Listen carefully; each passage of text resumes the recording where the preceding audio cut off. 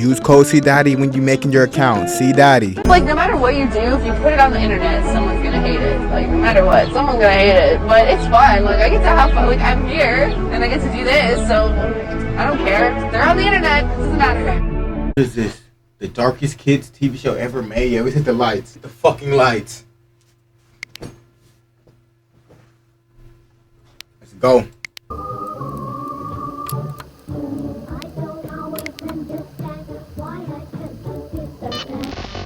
What are you talking about, bro? It's the winter of 1985. A family living in a remote region of the Philippines receives a package at their door, which contained a single VHS tape and a note stating that the contents were for the children of the house. And so, the kids were gathered up one by one and sat in front of the television, where the tape began to play, introducing them to a brand new show called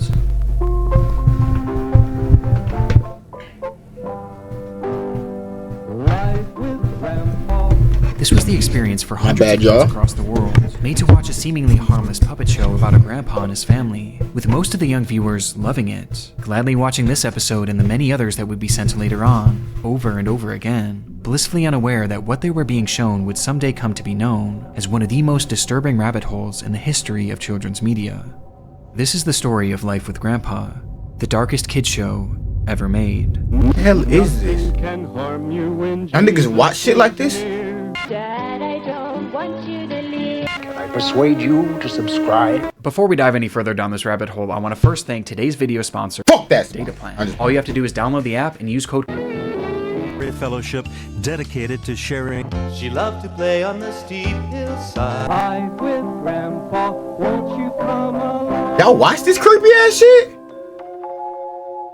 This is Life with Grandpa, a straight-to-VHS show made for children created sometime in the mid-80s. The program followed a family of humanoid puppets on their journey to teach the audience lessons loosely based on Christianity through the use of stories, skits, and songs, acting as a guide for children to live their best possible lives for Jesus. We're continuing with some more lessons about prayer. Are you all ready? Yes, sir. Yes, sir. Yes, sir. Thank you, Lord. Such sweethearts. The show was set up in an episodic fashion, never following any main overarching storyline, and instead, each installment would be composed of a series of shorter segments, recounting past experiences from this family, with an occasional musical number thrown in here and there. We don't have a sad God. We have a happy God who Trying to get this audio right, bro. Unsurprisingly, the main character of the crew was Grandpa, who acted as the show's host, often being the one to teach the episode's central messages not only to his on-screen family, but to all the kids watching at home. But it's my kite. But wouldn't you like to pray that some poor little boy who doesn't have so many toys and blessings as you do will find your kite? Yes, Grandpa. As he was made to be a wise, almost religious-like figure, whose words were never questioned. Often seen by his side was his wife, Mother Maria, though for as often as she's shown, she rarely Your has wife is fucking chopped. Like what? Like how is this a show? Is this a show for kids? Like what the fuck? I wouldn't even like. This don't even look like. I don't even know which age group this is for. This don't look like no kids show. But then I can't see no adults watching it. But then I can't see no teenagers watching. I don't know what age group this is for. Say, is this for old people? You're such a good, sweet boy. typically only chiming in when she's reiterating Grandpa's messages to the children. And of the children, there was Davida, Techi, and Davidito, with the latter being one of the show's central figures, landing right next to or potentially even ahead of Grandpa in terms of screen time, as Davidito often got his own segments and told his own stories directly to the audience. Hello, children. Would you like to hear some exciting prayer adventures?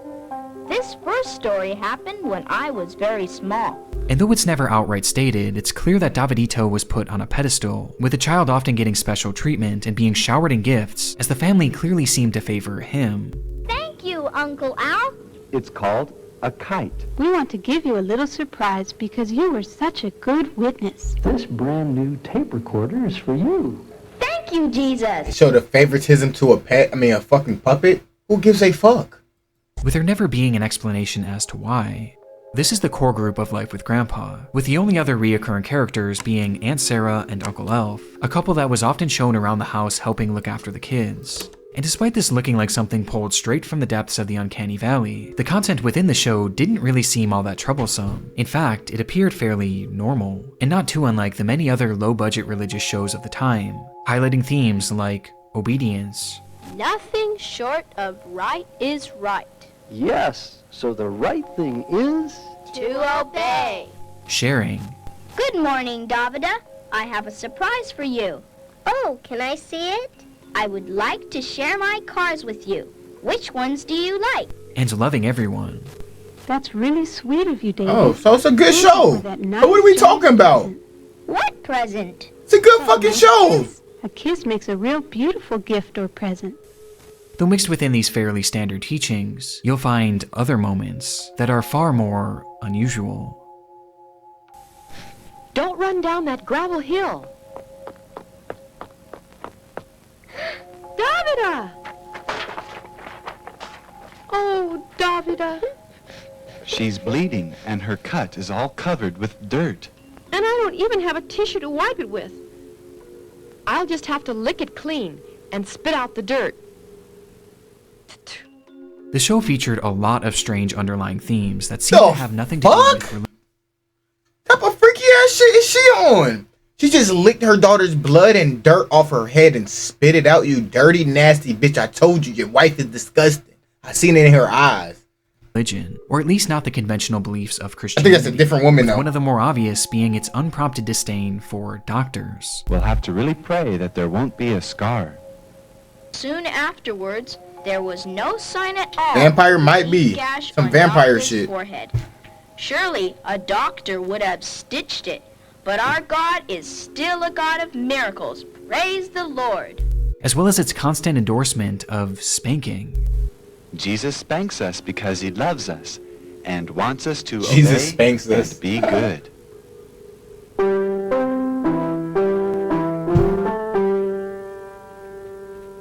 We're really sorry. So if the Lord should spank you a little bit or correct you, it's for your own good. It's because he loves you and wants you to be good and obey. And while these are certainly strange, by The far the darkest most kid show in glaring TV indication history. that Life with Grandpa wasn't just your typical kid show came from the program's stance on women, with the first major example coming from a song made for the young girls watching on. So do the dishes and clean the floor, and God can show us something more. I'm ready for any job at all, whether it's great or whether it's small. I'm ready to go, ready to stay, ready my place to fill. Ready for service, lowly or great, ready to do God's will. The message behind this song is clear. If you're a woman, then it's your job to cook, clean, and have babies. And that's about it, as this is God's will and your sole purpose for existing. And while this ideology was certainly not as controversial... I mean, that's part of it, but that's not the only reason to fucking live in. What the hell? You gotta do other shit. The show took it even further, as it hammered home this idea to all the children watching on by repeating one line at the end over and over again. Trust and obey, for there's no other way. Trust and obey, for there's no other way. Trust and obey, for there's no Good song, though. other way. Making it clear that this was a lesson that the showrunners didn't want these kids to question. But as comically offensive as this song is, it was far from the worst that the show had to offer. I think that's offensive, though. Is that really offensive, though?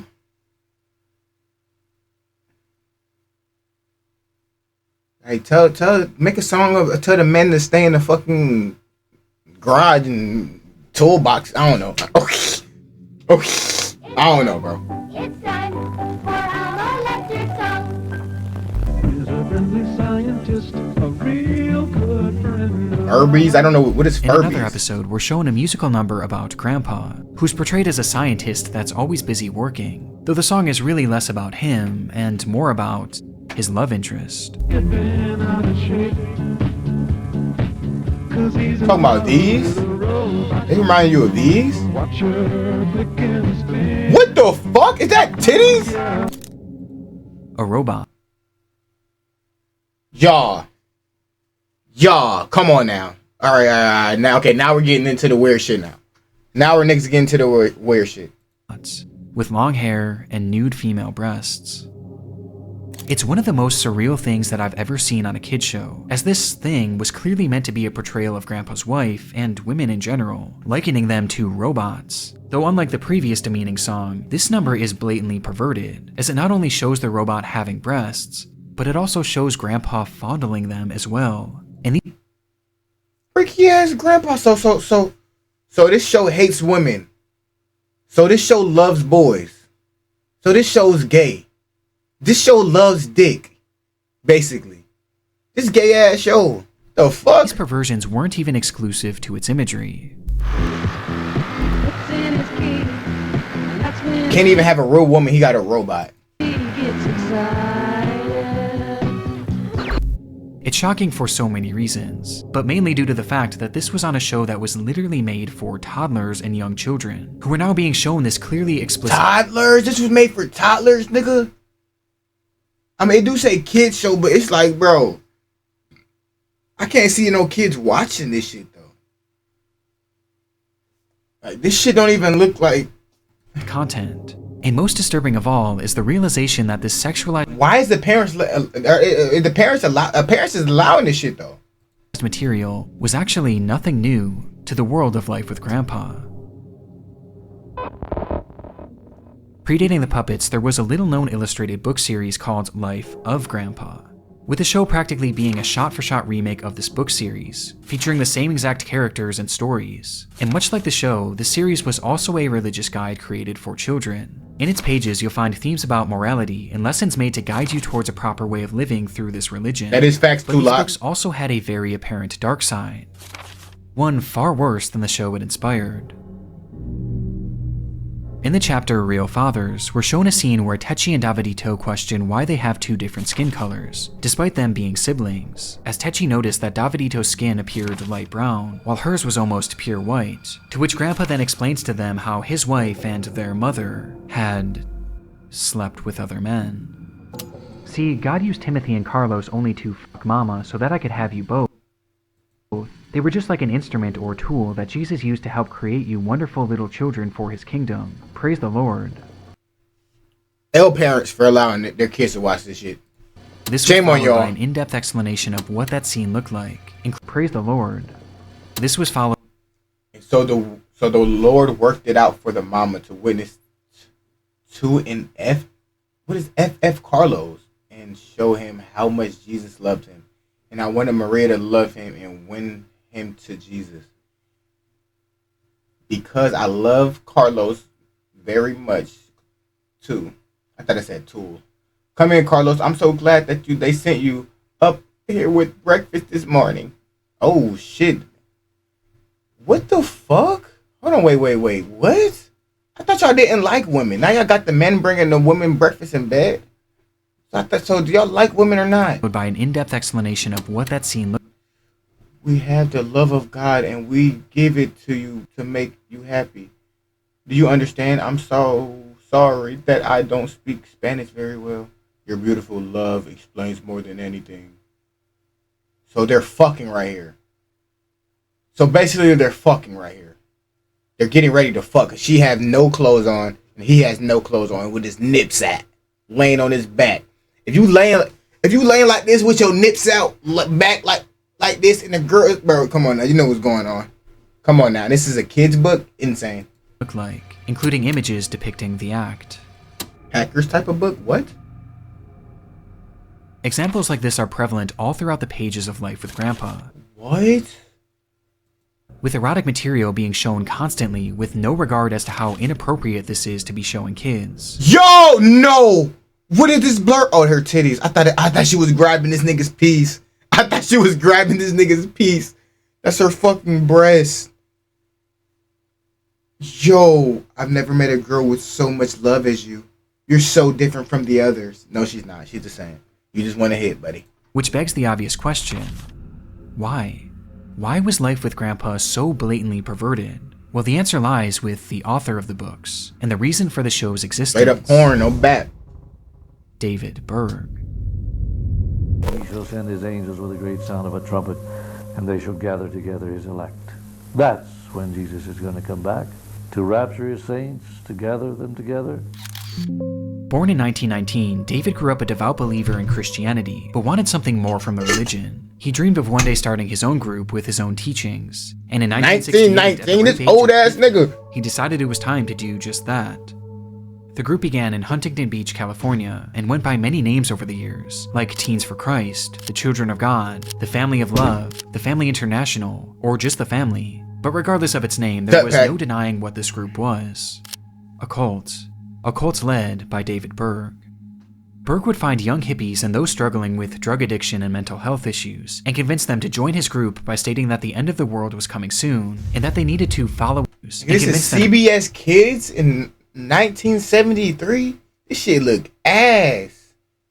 I'd rather not watch TV, nigga. I can't even see shit.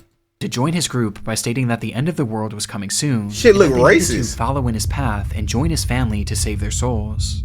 It was pretty standard cult ideology, but at the time it was extremely effective, with the sect amassing a staggering 10,000 members at its peak. And at first, David got by with fairly standard teachings from the Bible, although this wouldn't last.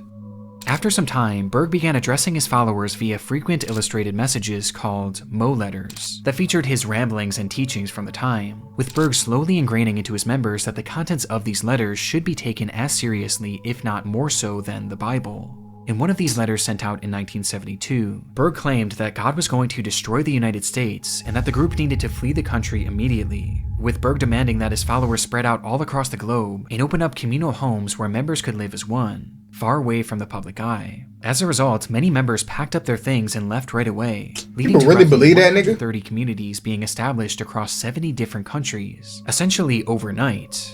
This mass migration had an extremely significant impact on the family, as it left practically the entire group outside of the United States, and more importantly, outside of the United States jurisdiction, meaning that Berg could now get away with far more than he used to. And unsurprisingly, this is where he began to tighten his control.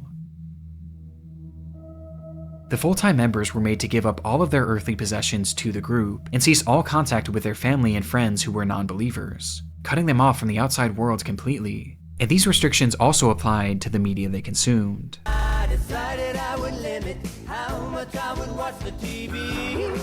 Cause now I've got the answer. It's the slave, I'm the master. It no longer has a spell on me.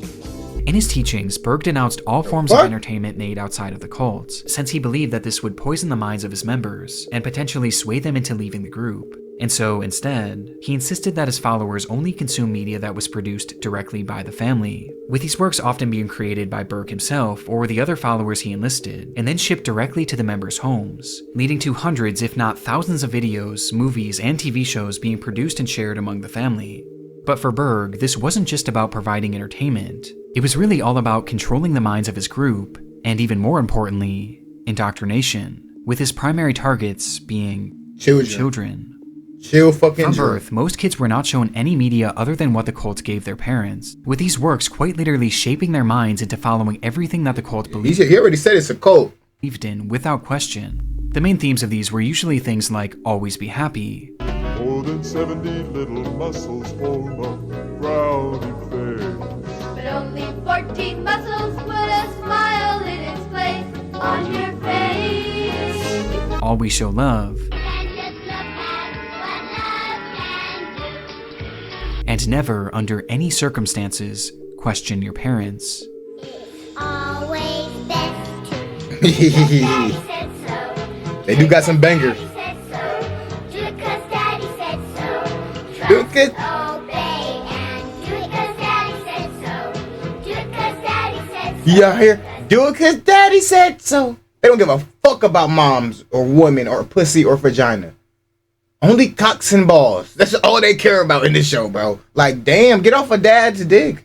What about the mom?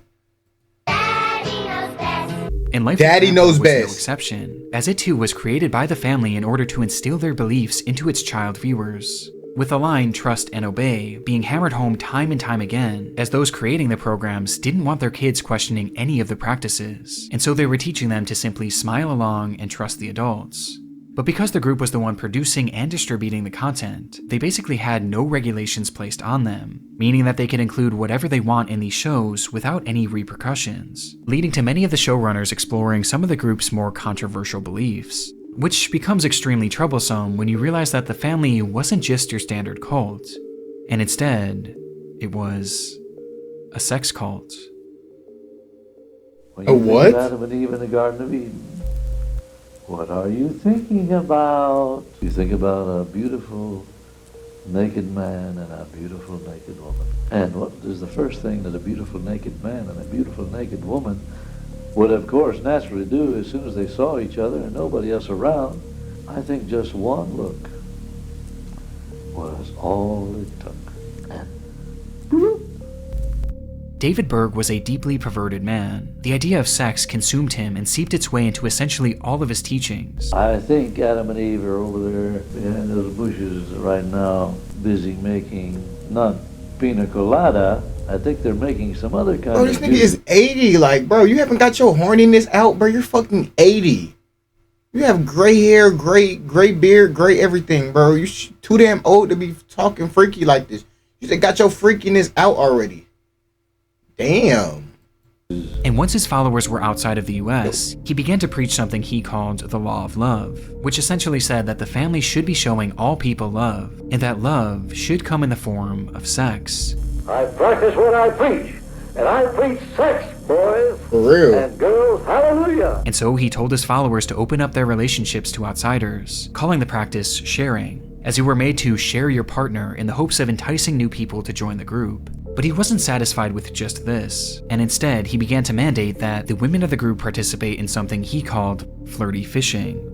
Also known as FF, flirty fishing describes the practice of women going into bars at night in order to pick up lonely men, who they would then entertain for the night. The goal of this was to convince these men to join the family, though more realistically, the goal was also to make money, as they were made to charge for their services, with the women being told to seek lonely businessmen. And this is something that Berg not only pushed heavily, but outright mandated, insisting that every woman in the group do this or face being removed from the family, even those who were married. These niggas, so their husband are cucks.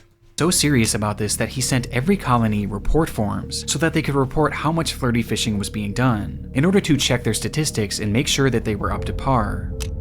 Understandably, many women of the group were concerned by this and wanted nothing to do with it. However, most of them had moved all the way across the world and sacrificed all of their belongings to be in this group, meaning that their removal would leave them with nothing.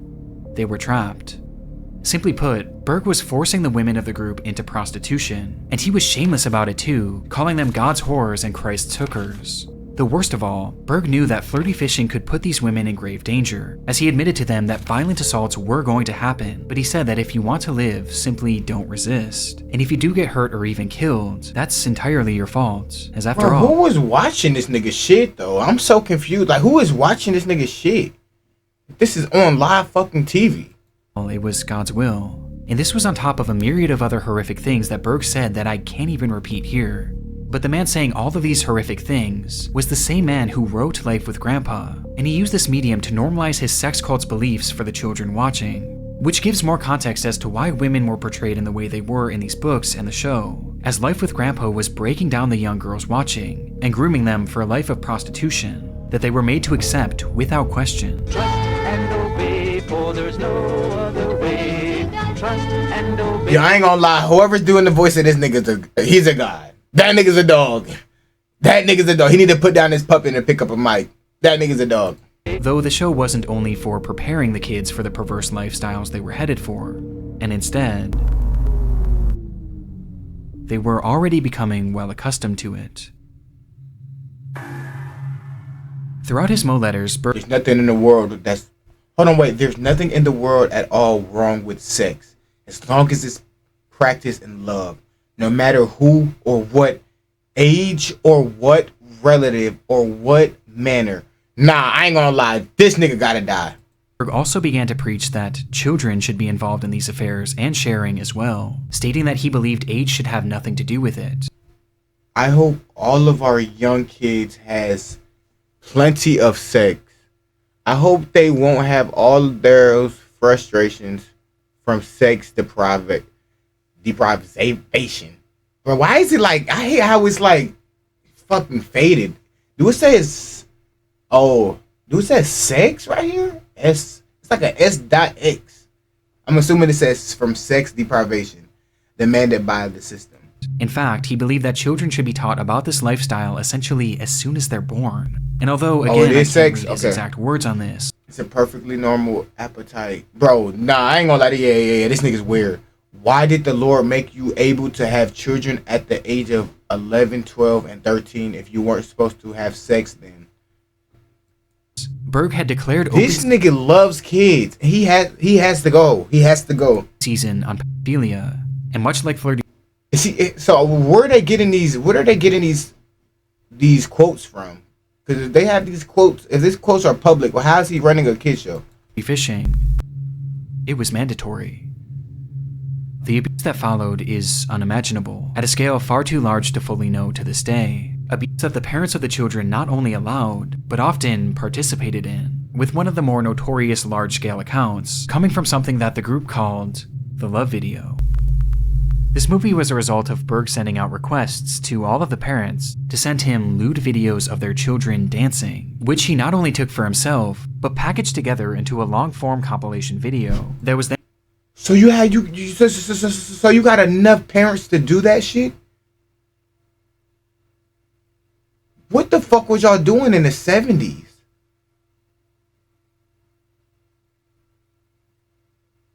Y'all got he has a file, so that means he has a handful of hella parents. That's insane, bro. What? How is he getting away with this? And how is he getting people to do it? Is he hypnotizing these niggas' parents? And distributed to all of the cult's members. Sent him lewd videos of their children dancing, which he not only took for himself, but packaged together into a long-form compilation video that was then distributed to all of the cult's members, encouraging the others to film similar content, with Berg going as far as creating a guide to help create the perfect video. And not only did many parents go along with this, but many clearly enjoyed it. Keita shared with us the video that just came from World Services, and it was so inspiring. It was so beautiful. The love video. And for this couple specifically, this wasn't the only order that they were happily following. And it was really a blessing, too, for Joe and Hobo, because they had a good chance to share also with Sally. Amen. And so the Lord's really setting us freer and freer to obey and to be free and to show that sample of freedom and love to the world. This nigga think life is about sex. Life with Grandpa was literally created to indoctrinate kids into a pedophilic sex cult, and it makes you realize why exactly it and so many other of the cult's programs were hammering home this point of not questioning your parents or any adults, and to simply obey and smile. So the right thing is to obey. Because the adults in their lives were now suddenly doing unimaginable things to them, and they were being groomed not to question it, making some of the show's segments horrendous in hindsight. One very special way you can show the big people that you love them is by giving them lots of hugs, kisses, and cuddles. Oh, a child's love and affection really encourages and inspires the big people. It was normalizing. Why are you trying to teach? So you trying to teach kids how to, like, bro? What? I'm so confused, bro. The big people, like, you're fucking sick, bro. And because of this, many children never questioned the horrible assaults that they endured. Assaults that were all fueled and pushed by David Berg's sick perversions. God created boys Can't even say and girls able to have children by about the age of 12 years of age. My God, now he's going to advocate childhood sex. They have this nigga on audio. Which were far from theoretical, as Berg himself allegedly partook in this practice repeatedly with his own children and stepchildren, as incest was also a key point of his teachings, and his adult followers rarely dared to question this. Incest? As those who refused to partake in Berg's latest teachings were again at risk of removal from the group, which is even more devastating for those who had children, as much like all of their possessions, their kids were pledged and belonged to the family. And the kids themselves couldn't seek help either, as those that refused to trust and obey were sent away to actual prison camps owned by the cult until they were basically reprogrammed. They made camps. I was sent with my brother to the Philippines. We had armed guards. How did this nigga have this much fucking power and control? Who the fuck is this nigga? I'm lost. the Filipino military keeping Nigga, us call the in. cops. They would publicly beat you if you asked to leave, then try to break you and get you to confess. And the group continuously got away with this too, thanks in large part to Berg's orchestration of the group leaving the United States, which looking back was almost certainly done on purpose. Plus, many members were actually living in hiding. In fact, all of the members were made to change their names upon joining the group, and most were told to never give out their last names, meaning that if any child wanted to report the abuse that had happened to them, they would be unable to provide even the names of their abusers. And this included Berg too, who at this point lived most of his life in hiding, going by numerous aliases to avoid detection. Aliases like King, Moses, Mo, Dad, and eventually Grandpa. Fuck Grandpa. That Grandpa.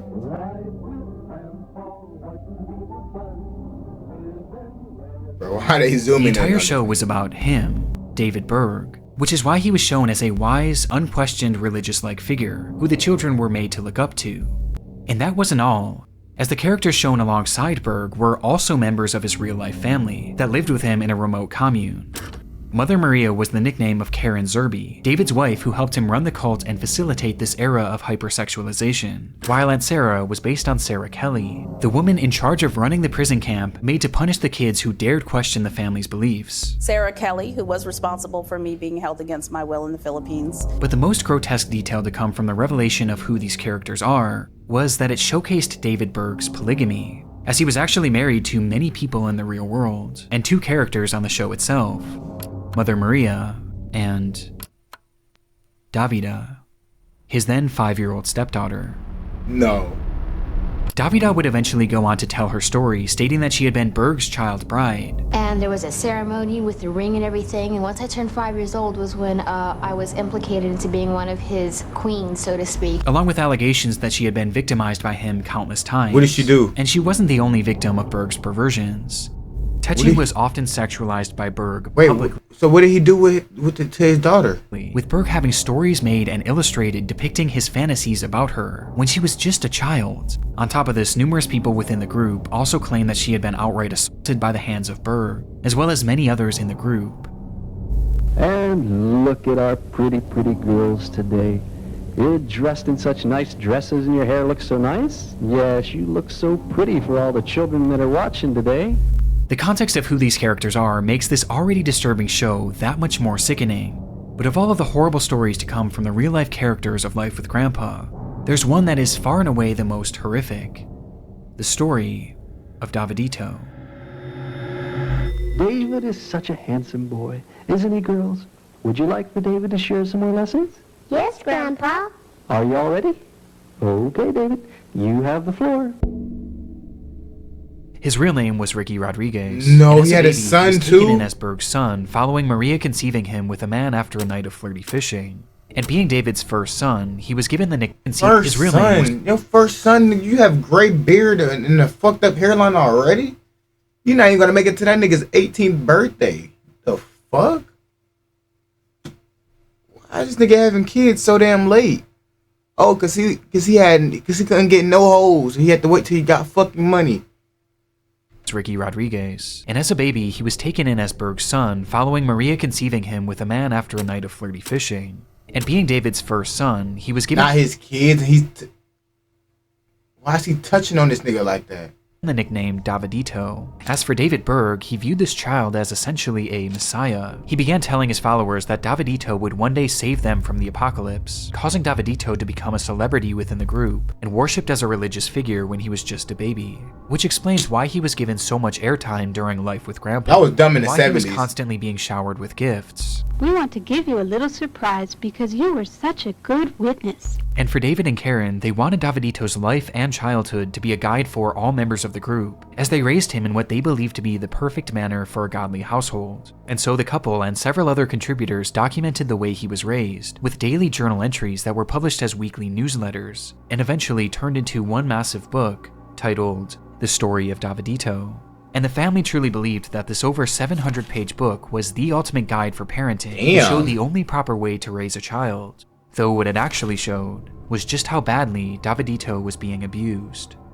Davidito is described laying next to his nude nannies, witnessing orgies involving his own mother, and being touched sexually by the adults around him, with these examples being presented through not only written stories, but actual photographs, with the adults involved having their faces removed and drawings placed over the top in order to hide their identities. The book was not only promoting sexual acts with children, but it was outright showing it, and showing it happen to Davidito. And because of this, we have a daily journal entry of all the abuse that this child suffered, starting when he was an infant.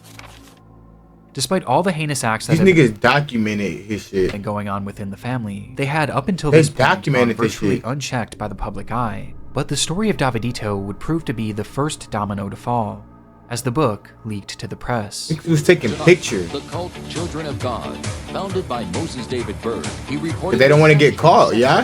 That's why they're not showing their face. This immediately became a news story all across the world, and it began shining a light on the family and its twisted beliefs. But despite all the constant news coverage, and the story of Davidito being tangible proof of the cult's horrible practices, there was still essentially nothing done to stop them. And it was on ABC News, and y'all couldn't do it. Was on the Daily Mail, and y'all couldn't do nothing. Bro, I ain't gonna lie, 70s. What the fuck was y'all doing in the 70s?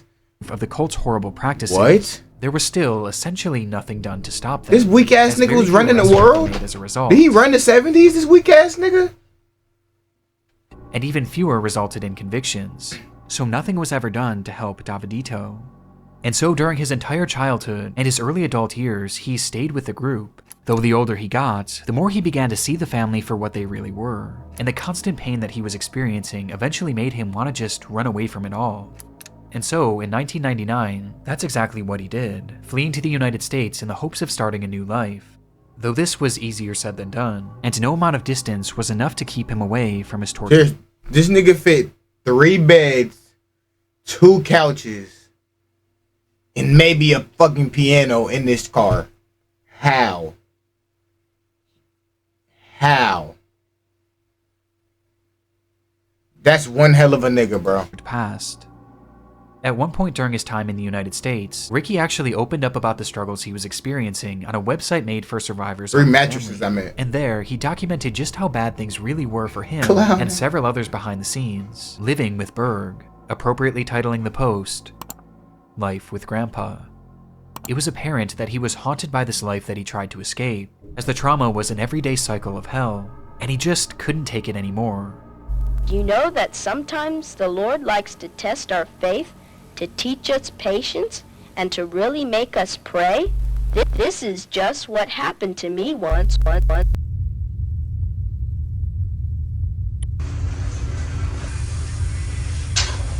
Well, hey everyone.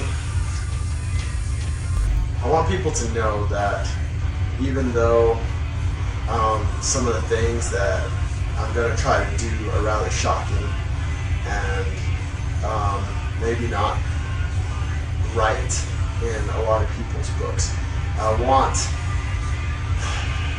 to explain some of the reasons behind it. On January 7th, 2005, Ricky Rodriguez set up a video camera in his apartment and expressed his desire to kill his mother and other leaders of the group for all the dreadful things that they had done not only to him, but to all the other children, with his hope being that damn. No, he said he gonna kill his fucking moms, not commit. Fuck that. He said, nigga, I'm spinning the block. This would finally bring down the family once and for all. My goal is to get those sick fucks Ma and Peter, and you know, then I can go to the next life knowing that, you know, that I made a difference. With Ricky going as far as to show off the various ways that he planned on torturing them. I'm gonna have to make do. I got my drill here. Got lots of fucking duct tape. God knows. He hears. He cares. He loves his girls not and doing boys. it. He gives his very He not doing best it. to those who let him choose the toys. He not doing it. By this point, David Berg had been dead for years, though the family carried on with his mother, Karen Zerby, assuming full control, which explains why she This was the sick bitch? Was the primary target. And much like Berg, Karen spent most of her life in hiding, with Ricky being unable to track her down, though he was able to find Angela Smith, one of the nannies responsible for raising him, as well as one of his most prominent abusers, as she was even shown in the story of Davidito assaulting him. As she was even shown in the story of Davidito him. Assaulting At him? this point, Ricky was exhausted, and Angela was his last shot at getting intel to help him find his mother and finally carry through on his plans. And so, he invited her over for dinner under the guise of rejoining the group. I went home that night and tried to wait patiently for the next day. But the Lord still had more lessons that he wanted to teach me. This is what happened. Before Ricky could even get the information he was looking for, something in him snapped, and midway through their conversation, Ricky grabbed a knife and stabbed Karen in the arm, and then slit her throat. He fled the area that night, driving for hours until he reached California, the place that years before David Berg had started the family. There, he called his ex-wife, professing to everything he did, saying that he did it mainly for his sister Techi, but he felt no better. In fact, he felt worse. And even looking back at the video, it's very obvious that this was something that Ricky didn't truly want to do, and instead he felt like he had to do it to avenge everyone that nigga do the dude.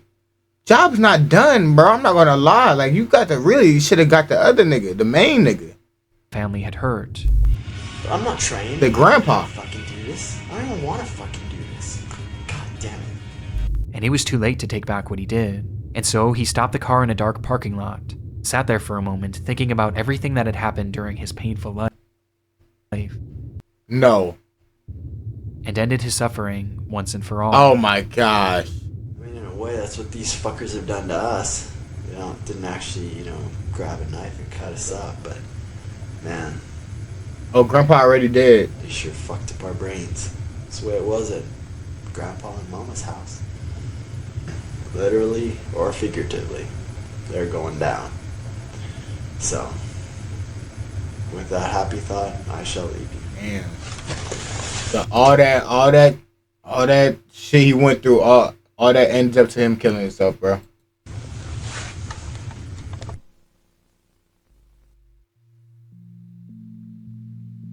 It's all led up to him killing himself. Ricky Rodriguez's death was devastating for the community of survivors of the family, and it caused shockwaves all throughout the family itself, as his final video was plastered all over the news. And though it didn't happen in the way he expected it or wanted it to, Ricky's life and death undoubtedly contributed to the decline of the family, and helped diminish the cycle of abuse within the group. Starting from the story of Davidito, the public pressure forced Berg to outlaw the widespread abuse that he once preached. And though it is believed that it never really came to an end, it was at the very least significantly reduced. And by the time the news began to cover Ricky's death, it proved to be the final wake-up call for many still within the group, as they finally began to see through the facade that had once controlled their lives. Like Grandpa He's said, taking one with him. prayer is powerful. When we pray, things will happen and things will be different. It's difficult to watch any of Life with Grandpa, knowing its history, its purpose, and the real people that it was inspired by. Though as soon as the media began taking notice of the cult, many members were made to purge the media that was sent to them that may be considered incriminating. And as a result, it appears that most of Life with Grandpa is missing to this day, and potentially destroyed forever. Currently, only 4 episodes have been recovered. They need to find them parents that sent them videos. And it's not even known how many more were released, or even what year the show started or ended. But considering how closely the show mirrored the book, it's possible that these potentially missing and destroyed episodes are much worse than the ones we have today. But despite not knowing the full extent of the show, it's clear that Life with Grandpa and the countless other programs that the family made did exactly what they wanted them to. They brainwashed an entire generation of the cult's children, and the effects were devastating. But they become extremely agitated when we ask them about Moses David Berg's teachings on sex.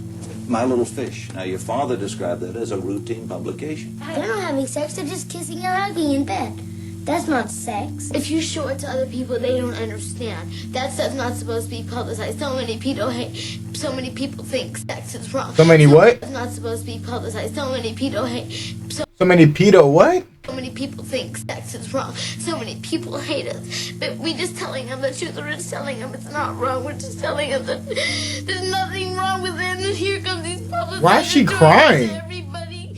She's brainwashed. Between the strange content from the program itself, its obvious attempts at indoctrinating kids into a cult that was only ever going to harm them, the real-life people behind the characters, and the fact that this propaganda was so effective, I have no doubt that Life with Grandpa is the darkest children's show that I've ever come across. Though, shockingly, there's somehow one more layer to the story Crazy. that makes this program even more disturbing. And now, here's the exciting ending to this story. One thing that we haven't discussed yet is who was actually the one behind the creation of the show. There's no doubt that it's David Berg's stories and was probably done at his request, but who was the one actually making it? Well, unfortunately, most of the people who worked on the show have their identities hidden by only using their first names, or even using straight-up aliases, so I could hardly find any information on any of them, with the exception of one: Peter Puppet. Peter Puppet was sort of a celebrity within the group, being responsible for numerous puppet shows, including one called The Lovettes, which was actually far more popular than Life with Grandpa, and was even supposedly broadcast on TV in the Philippines, with the show being a disturbing rabbit hole in its own right. Would you like to hear a story? Well then let's go see Grandpa in the garden. Hello, children. So nice of you to visit us in the garden today. But Peter Puppet owned this group, and was in charge of the Lovettes team, and coincidentally, the Lovettes just so happened to be credited as the producers of Life with Grandpa. So Peter Puppet was, at the very least, one of the contributing creators of the show. And he also seems to be the one in charge of performing the actual musical numbers on the show. So he needs to get packed as they up featured too. puppets that belonged to Peter and the Lovettes team, with these segments interestingly being credited to an unknown man named Peter Pioneer. We have a beautiful song from Peter Pioneer. It's not a concrete link, but it's clear that Peter Puppet had a role in the show's creation, and helped push the family's disturbed ideology onto hundreds of kids across the globe. But during the creation of Life with Grandpa, it seems his own beliefs were being tested. Hundreds of kids. In the beginning of the video, we saw an example of the family's view on doctors. Surely a doctor would have stitched it, but our God is still a God of miracles. Praise the Lord. This sentiment was really common in the family, as Berg outright forbade any medicine or surgeries of any kind, instead preaching that miracles from God were the only way to heal. And because of this, many members of the family with chronic ailments or fatal illnesses were basically left to die, and one of those left suffering was Peter Puppet. His life is almost entirely a mystery, as he lived in hiding Watching in the one video of on the family's Discord. compounds. But according to some of the group's members, one day he noticed something in his neck, a small lump. And over the next few weeks and months, it began to slowly get bigger and bigger, to the point that Peter had to go visit a doctor in order to see what was wrong. Dead. And it was there he learned that inside of him was an aggressive tumor that was only going to get larger. The good news was the tumor was actually operable and could be removed with little risk to his life. Oh. The bad news was surgeries were against the family's beliefs, and so he turned it down, instead opting to go back to the compound to pray the tumor away with the other members. This, however, never happened. Instead, the mass began to grow at an even faster rate, to the point that those around him could notice it, eventually leading to Peter hiding away in his room, away from the others, not wanting to be seen. However, imagine a tumor being so big that you can see it from the outside. That nigga, he should have just got that bitch pulled out. During a struggle, a photograph was taken, showing the entire compound he was living with. And in the background, we see Peter, whose neck Damn! He looked like that nigga, what's it called? That nigga No Neck. Oh my gosh. But like, oh my gosh, that is insane. That nigga has the biggest tumor I ever fucking seen in my life. He might deserve this bitch. He might deserve it though. Possibly large. From here, it said that Peter began to beg the family to take him to get this surgery, as the tumor was quite literally suffocating him slowly, turning him against the very beliefs that he once forced upon so many children over the years. But the family forbade it, insisting that he wait for a miracle that was never going to come. With nowhere else to turn, Peter Puppet supposedly ended his own life shortly after this photograph was taken, adding the final pillar of context to Life with Grandpa, a program that can only be described as the darkest children's show ever created. Them niggas is taking their own, they taking their own self out. Bye, kids. God bless you. Come on, say bye-bye. Bye-bye. Bye-bye. Bye-bye. Wow. That is crazy, bro. Willing to take but a soul. Karen Zerby continues her husband's legacy by leading the family to this day. What? There's no way she's still alive, bro. There's no way she's still alive, bro. That's what I'm saying. That's what it looked like. He said to this fucking day. Like, what? What do you mean to this day? Nah, that shit was wild.